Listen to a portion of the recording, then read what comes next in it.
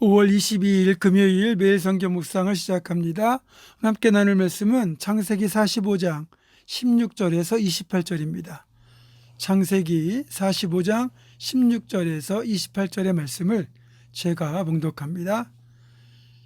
요셉의 형들이 왔다는 소문이 바로의 궁에 들림에 바로와 그의 신하들이 기뻐하고 바로는 요셉에게 이르되 내 형들에게 명령하기를 너희는 이렇게 하여 너희 양식을 싣고 가서 가나안 땅에 이르거든 너희 아버지와 너희 가족을 이끌고 내게로 오라. 내가 너희에게 애굽의 좋은 땅을 주리니 너희가 나라의 기름진 것을 먹으리라. 이제 명령을 받았으니 이렇게 하라. 너희는 애굽 땅에서 수레를 가져다가 너희 자녀와 아내를 태우고 너희 아버지를 모셔오라.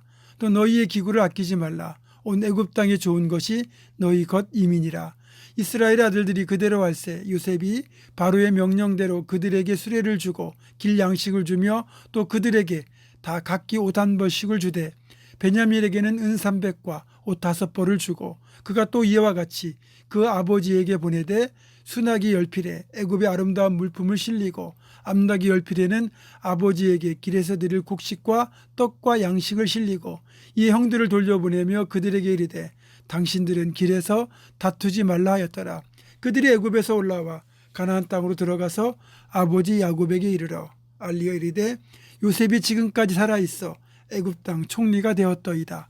야곱이 그들의 말을 믿지 못하여 어리둥절하더니 그들이 또 요셉이 자기들에게 부탁한 모든 말로 그에게 말하매 그들의 아버지 야곱은 요셉이 자기를 태우려고 보낸 수레를 보고서야 기운이 소생한지라. 이스라엘이 이르되 조카도다. 내 아들 요셉이 지금까지 살아있으니 내가 죽기 전에 가서 그를 보리라 하니라. 아멘. 오늘 본문의 앞부분인 45장 전반부에는 요셉이 20년 넘게 30년 가까이 응어려져 있던 원망과 분노를 다 풀고 형들을 용서하고 극적인 화해를 하는 장면이 기록되어 있습니다. 15절입니다. 요셉이 형들과 입맞추며 안고 우니 형들이 그제서야 요셉과 말하니라.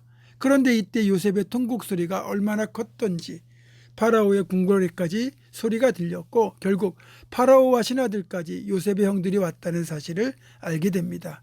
아마도 요셉의 자택과 파라오의 왕궁이 붙어 있었던 것으로 보입니다. 어쨌든 이게 무슨 일인가 싶어서 사태를 파악하던 파라오에게 요셉의 형들이 왔다는 보고가 들어가고 파라오와 신하들은 정말 자기 일처럼 기뻐하였고 파라오는 이렇게 지시합니다. 총리 형들에게 이집트에 있는 좋은 수레를 제공할 테니까 양식을 싣고 일단 가나안 땅에 가서 아버지와 가족들을 다 데리고 다시 돌아오십시오. 내가 이집트에서 가장 좋은 땅을 제공하겠습니다. 이제 요셉은 길을 떠나는 형들에게 각기 옷 한 벌씩을 선물로 주고 동생 베냐민에게는 특별히 옷 5벌과 은 300을 선물로 줍니다. 그리고 아버지에게 보내는 선물로 수나기 10필에 실은 이집트의 특산물과 암나기 10필에 곡식과 떡과 양식을 준비하죠. 그러면서 형들에게 신신당부하기를 가는 도중에 다투지 말라고 말합니다. 아무래도 요셉을 노예로 팔게 된 책임을 추궁하고 잘잘못을 따지면서 싸울 가능성이 농후했던 모양입니다.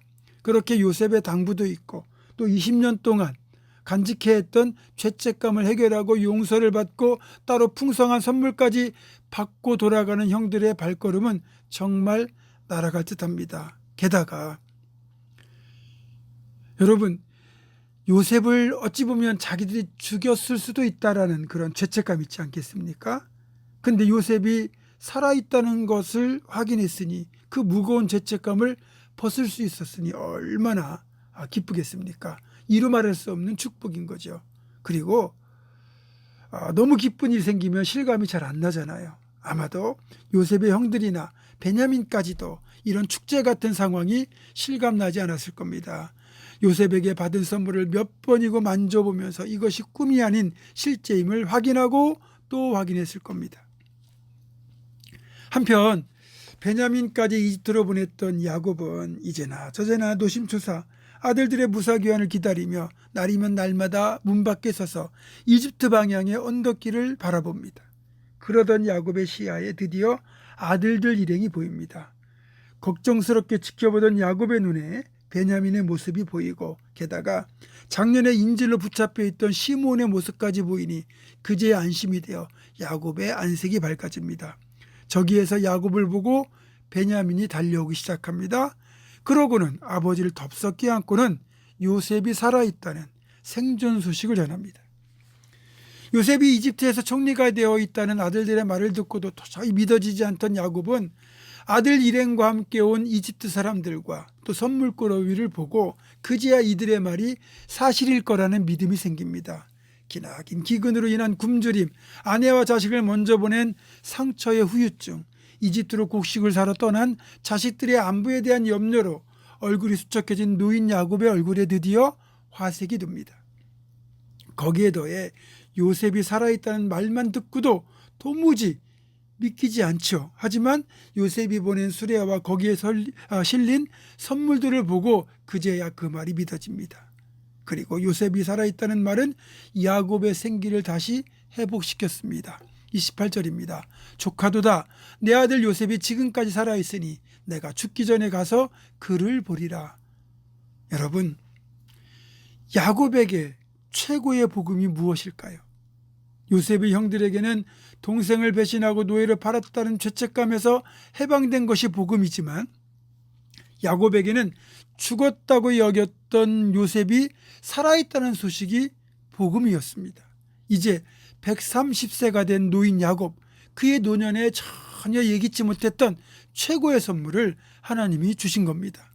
죽은 줄 알았던 아들이 살아있는데 또 이집트의 총리가 되어 있고 게다가 아버지를 그곳으로 모셔오라고 했던 이야기를 들을 때 야곱의 감격이 어떠했겠습니까? 어쩌면 인생 최고의 순간 중에 하나였지 않을까요? 아마 꿈이냐 생시냐 했을 겁니다. 여러분, 그런데 우리 인생에도 이런 시간이 반드시 찾아온다는 겁니다. 지금 여러분의 삶에 즐거운 일이 전혀 없고 답답한 현실이 해결될 가능성이 조금도 없겠지만, 그래서 솔직히 희망이 없다는 생각이 있을지라도 그럼에도 불구하고 절대 소망을 잃지 마십시오. 언젠가는 야곱의 노년에 펼쳐진 그 놀라운 일들처럼 하나님께서 여러분에게 주실 놀라운 선물이 언젠가는 펼쳐지게 될 겁니다. 그러니까 절대 용기를 잃지 마십시오. 언젠가 받게 될 그 선물을 기대하며 여러분 힘내십시오. 소망 중에 거하십시오. 그날이 반드시 올 것입니다. 그날이 오기까지 믿음을 가지고 소망 가운데 살아가는 우리 모두가 되기를 주님의 이름으로 축원합니다. 기도하겠습니다. 고마우신 아버지 하나님, 야곱의 노년에 기적 같은 선물을 주신 것처럼 우리 인생에도 언젠가는 우리에게 베푸실 그 선물을 기대하며 어떤 상황에서도 소망을 품고 살아가는 우리가 되게 하여 주옵소서. 예수님의 이름으로 기도하옵고 이제는 우리 주 예수 그리스도의 은혜와 하나님의 사랑과 성령의 교통하심이 어떤 상황에서도 우리에게 놀라운 일을 행하실 하나님을 소망으로 붙들고 살아갈 것을 굳게 결단하는 사랑하는 모든 성도들, 이들의 삶과 가정과 생업과 앞날과 우리 교회 위에 지금부터 영원토록 함께 하시옵기를 간절히 축원하옵나이다. 아멘.